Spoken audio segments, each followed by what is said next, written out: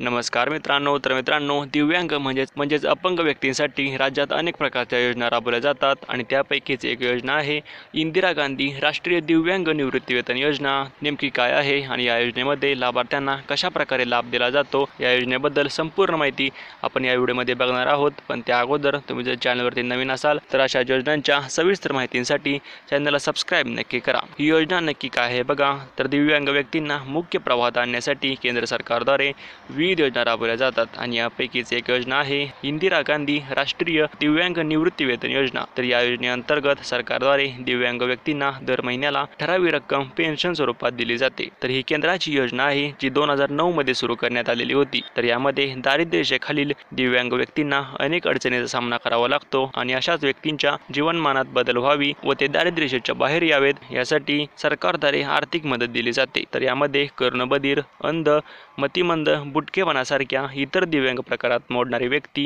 या योजनेचा लाभ घेऊ शकते.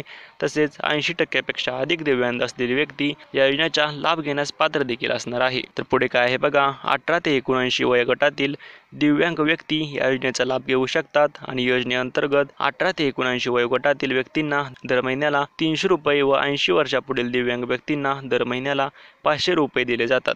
तर याशिवाय राज्य सरकारकडूनही मदत केली जाते. तर या योजनेसाठी पात्रता निकष काय आहे बघा. तर या योजनेचा लाभ घेणारी व्यक्ती भारतीय नागरिक असणे गरजेचे आहे. त्यानंतर आहे अर्ज करणाऱ्या व्यक्तीचे वय 18 ते 79 वर्ष असावे. त्यानंतर पुढे काय आहे बघा. अर्ज करणारी व्यक्ती शारीरिक किंवा मानसिकदृष्ट्या दिव्यांग असावी. व्यक्तीचे अपंगत्व 80% पेक्षा जास्त असावे. बुटकेपणा असलेली व्यक्ती देखील या योजनेचा लाभ घेऊ शकते. आणि त्यानंतर आहे केवळ दारिद्र्य रेषेखालील व्यक्तीच या योजनेअंतर्गत अर्ज करू शकते. तर आता जो कोणी लाभार्थी या सर्व निकषात पात्र असेल तोच या योजनेसाठी अर्ज करू शकतो. आणि त्याला अर्ज करण्यासाठी आवश्यक कागदपत्रे कोणकोणती असणार आहेत बघा. तर पासपोर्ट आकाराचा फोटो, आधार कार्ड, BPL कार्ड, त्यानंतर आहे वयाचा पुरावा, त्यामध्ये तुम्ही जन्म दाखला किंवा शाळा सोडल्याचा दाखला देऊ शकता.